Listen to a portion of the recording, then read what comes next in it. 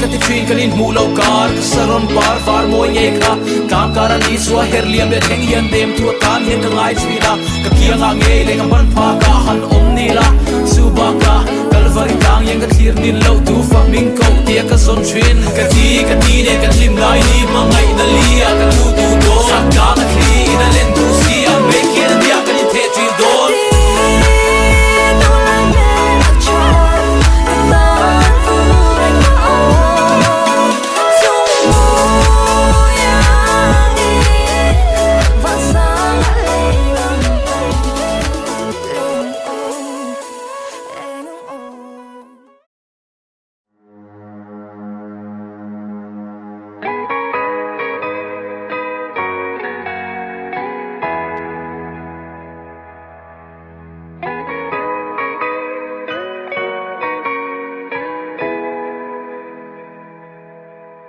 Zan sortla eng riai noya Di hian ka don trin te Ton mang rama Ilen lain Ka van mal som na ini Di reng ishe silo mo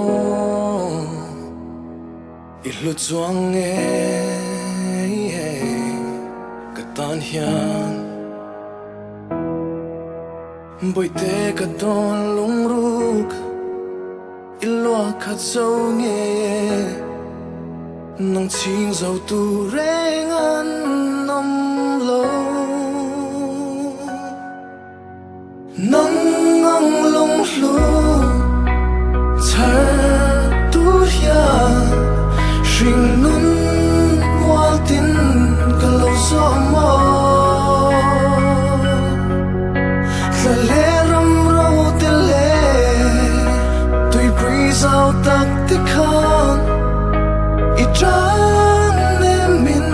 shwai thleng si ka mangai ring an te ka van ring an te do not let come quiet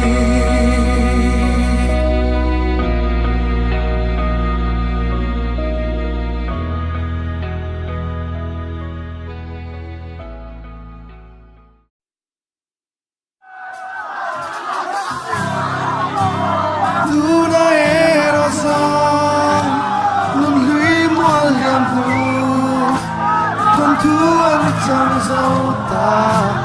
ava mang em riêng luôn her dan hi cầm mắn phag lo về